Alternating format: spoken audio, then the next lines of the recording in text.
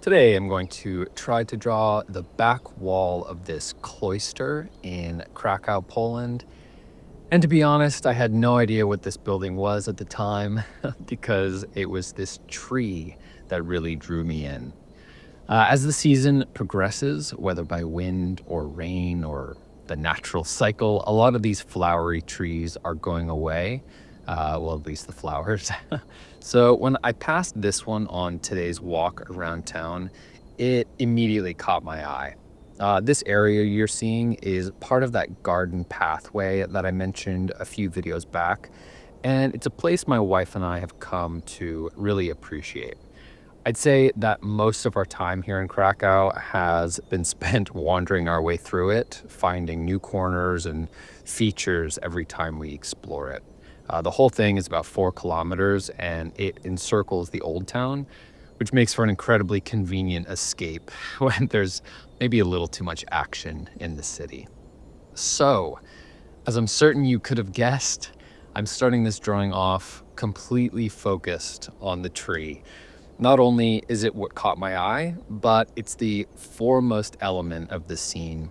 I considered sketching in the structure behind it, the cloister apparently, starting with that dramatically angled roof, thanks to my perspective. But I didn't want to put any decisive lines down like that just yet, because I didn't want anything to show through the tree. I wanted to make sure that regardless of anything else I might do here, the tree stays nice and airy and present through to the end.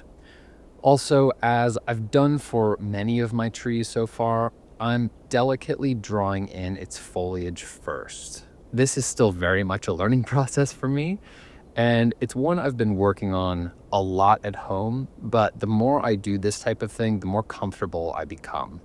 That's to be expected. Obviously, if I'm practicing, I should be improving.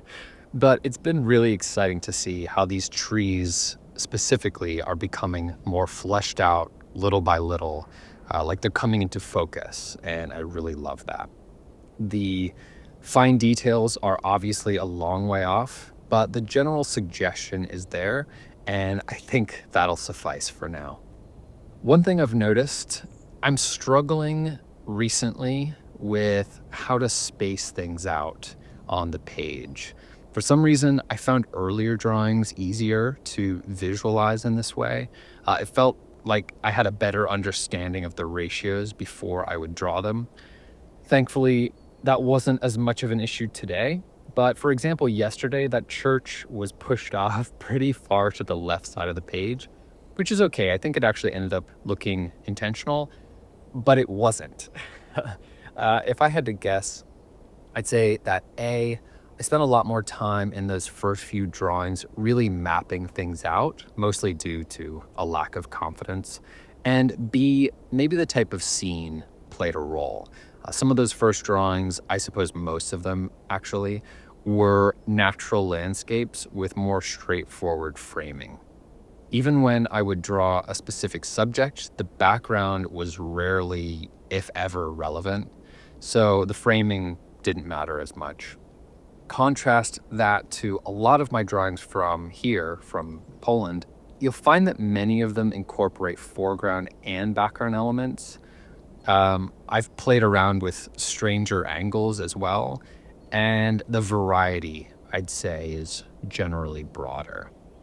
On that note, I found that the process of choosing my references has become easier and easier as time goes on. This was something I was worried about in the beginning. Actually, not the very beginning, because I was ignorantly blissful back then. But as I started making more of these videos, I noticed how picky I was when it came to choosing things to draw. I'm certainly still picky. I probably won't go anywhere. But back then, I was concerned about running out of things I'd be both happy and comfortable to draw. The happy part might not be changing. Like I said, I'm still very picky, but the comfort has markedly increased, which has only opened up what's possible for me. This reference is a great example of that. A few weeks ago, I would have avoided something like this, like the plague. On its face, it's nothing but texture, And while I still clearly struggle with it, I've become slightly more comfortable with managing it, enough to where scenes like this one become great options to attempt and test my abilities rather than entirely ignore. That said, such comfort has stabbed me in the back a few times as well. But that's all part of the ebb and flow, which I've talked about at length. If you missed that video, I believe it was number 34, but I can't be sure, so please go watch all of them just in case. Um, while you're at it, if you haven't already, please subscribe to the channel. I'd really appreciate it. Anyway, so while my options seem to have opened up, I will say that the sun, funny enough, has a disproportionate effect on my decision making. There have been a handful of times when I've set everything up, started to record the reference video, only to have the light turn on and off again and again, and it has made filming impossible. I'm sure subtle versions of this phenomenon have happened in a few of my videos, but for the past 2 weeks, it's something with which I've constantly battled. And there was actually one occasion when I got all the way through the drawing and I just couldn't use the video. The reference video was mostly in the sunshine, save for the final aggravating minute of darkness.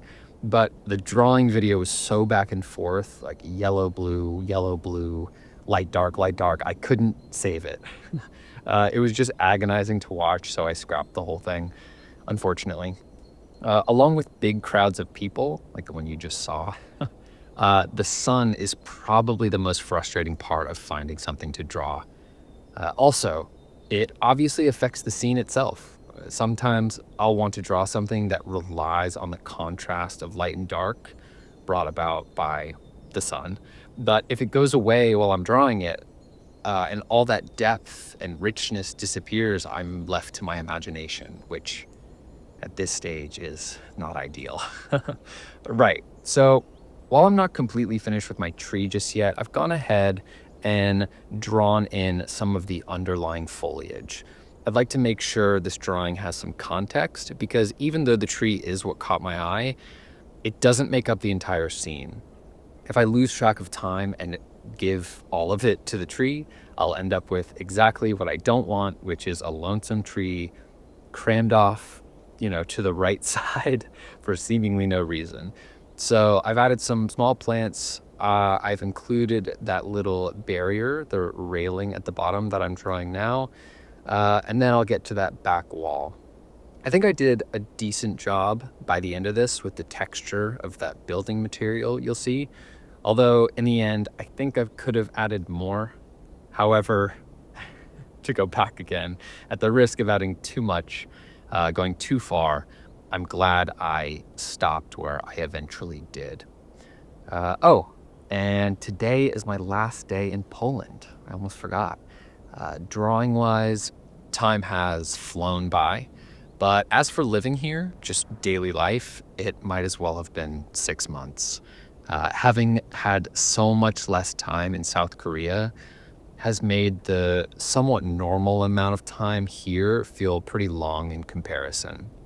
If you don't know, my wife and I live abroad. We usually move month to month or every few weeks. And in South Korea, we moved quite a bit. But in Poland, it's back to normal. So we have an extended period of time here. I've enjoyed being here quite a bit, though. Krakow is a beautiful city, and I hope I've displayed that to some extent. And as much as I loved South Korea, that was just the end of 4 consecutive months in East Asia. So I was happy to relax into what for my wife and I felt like a more regular day-to-day flow. Leaving here, I'm going to miss this green space most of all, but also the sheer variety of food, walks by the river, and plenty more. My only other experience in Poland was at the end of winter a few years ago up in Gdansk. And while it had a charm all its own, the season was a huge misstep on our part. And although the reconstruction of the old town is beautiful, those picturesque parts of town are unfortunately much more condensed compared to Krakow. So if I had to choose, I'd come back here in a heartbeat. And then from here, we're heading up north out of Poland to a place we spent a lot of time. Any guesses? I'd tell you, but you'll find out tomorrow anyway. So I won't spoil the surprise. Okay, so something I've been struggling with, which I mentioned yesterday, is control, like hand control. I feel like the organic shapes, like the tree, have this smoothness to them. But once I get into the lines that should be straighter and more precise, my hand is shaky, which makes my lines uncontrolled. Obviously, what's happening here is that the organic stuff doesn't need super controlled lines, so it feels like I'm doing well until I get to the more concrete ones. What's actually happening is that my hand is uncontrolled through the whole thing, and I'd very much like to remedy that. I went into much more detail yesterday, so I won't go back over it today, but it's noticeable here in this drawing, especially while I draw in the wall texture as well as these mural details. Luckily, none of that is supposed to be perfect, and the shaky lines roughly resemble some of the tree. It by no means ruins the drawing. I mostly bring it up today because I noticed how it felt a bit more. As I'm drawing these, let's say more demanding marks, it feels like luck when I get them right. I don't mean like the perspective is right or the size and shape or any of that, but just the quality of the line. I don't know. It feels like I'm stabbing at the paper, unsure of the outcome. And sometimes that works, but sometimes and more often it doesn't. So today I tried to ameliorate the problem by locking my arm a bit more into my side, but it seems to be a problem with the sturdiness of my hand in this case rather than my arm. I'm kind of anchoring the side of my hand on the paper, which I've done, I think, in all of these, using the dexterity in my fingers to draw. And from what I've heard, this isn't really a reliable method. And I guess now I see why. But for these drawings, I'm not really sure what to do other than just get more comfortable in whatever way possible. So I think it'll just take more time for me to sink into that. I'm much more controlled at home, but maybe I can find some workarounds for these videos. We'll see what happens. Speaking of at home, for the past few days, I've been practicing my drawings by copying some master drawings and paintings. And man, it really brings me back to 5 or so years ago when I was doing that whole Barg method thing. I've mentioned that experience in a number of videos so far, so I won't go into it here.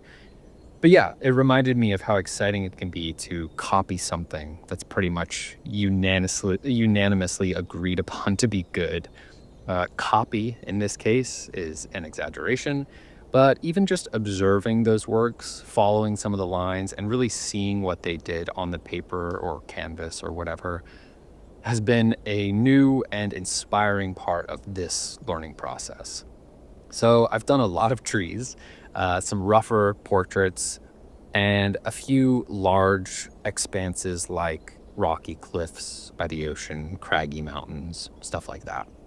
I found that copying drawings has been predictably simpler, but it's in the paintings that I've learned the most. While the drawings are about following every line and noticing how and where they're shading, the paintings aren't as clear cut.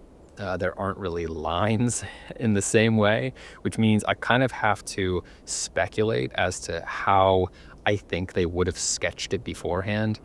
I think the combination will be most helpful to me of the two, but by really homing in on the paintings, I think I'm better preparing myself for these real life references. They also don't come with clear-cut lines and shading. It's up to me to take my vision of the world, vision of a scene, and distill it down to ink in this case. So yeah, I'd say that drawing outside with three-dimensional references will be the most fruitful, followed by these master studies of paintings, and then the drawings. I guess reference photos also. Reference photos of real life is definitely in there too. But I haven't enjoyed doing those as much, however helpful they might be. And I really couldn't tell you why. Okay, here it is, our last attempt at drawing Krakow. I'm happy with this one, and I think it's a nice one to end on. It's pretty simple, loads of negative space, but again, it's like it's slowly coming into focus, and that's really motivating. It's also really nice that I got to draw basically my favorite place in all of town as the last drawing. So what do you think? How does it compare to any of my other trees? Let me know in the comments, as well as your guess for where I'll be tomorrow. And don't forget to subscribe. I appreciate you for taking the time to watch this one, and I'll see you tomorrow. Thanks.